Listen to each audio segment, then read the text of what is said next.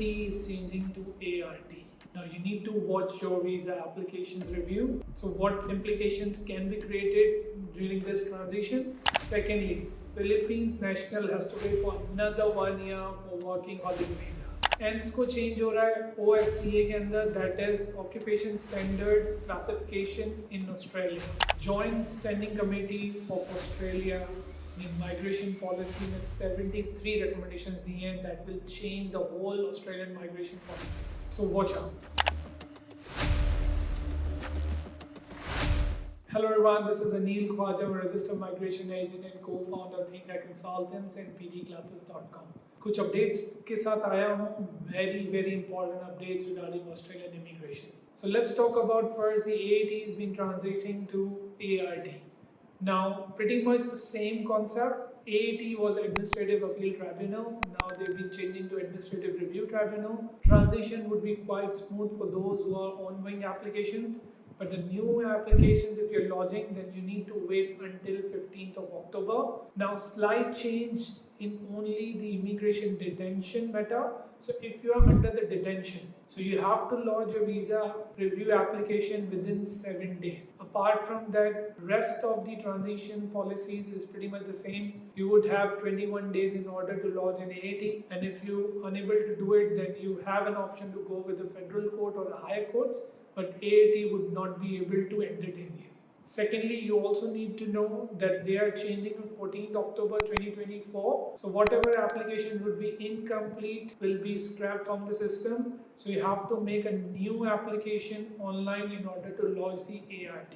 Now another news we have it that Philippines national will get working holiday visas, but the issue is their policy makers or the amendment in the policies has not yet been finalized. So we need to wait for another few more months in order to get the final framework of Philippines work holiday visa. Subclass would be 462.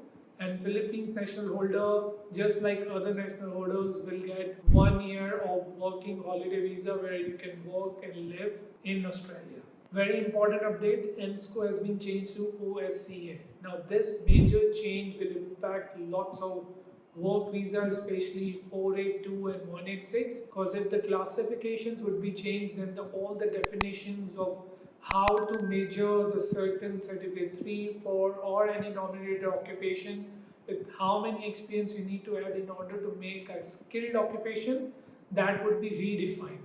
So keep an eye. If you want to lodge a 482, 186, I would suggest that do it before they make any changes and move from ANZCO to OSCA.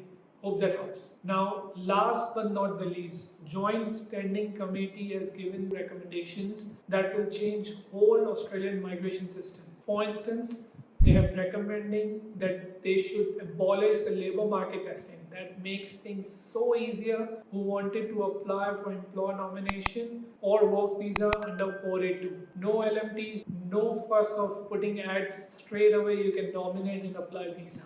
Second most important recommendation they're doing is they are simplifying the parent visas. Now if the parent visas would be simplified, then we don't need to worry about more rejections. If you're an Australian citizen or Australian permanent resident and if you want to bring your parents, then there would be more streamlined things happening. There are lots of new recommendations regarding journal skill migration where they want the process to be quicker comparatively to the current policy. They also recommend that there would be a specific time frame to process the visa application regardless of whether it's student visa, JSCM, parents, whatever it is. So the time frame would reduce down to a specific numbers of days so that quick visa decisions can be made. These all are very important recommendations. If you need to know more about these recommendations, do follow our social media. We have put a comprehensive post on this one. Hope that helps.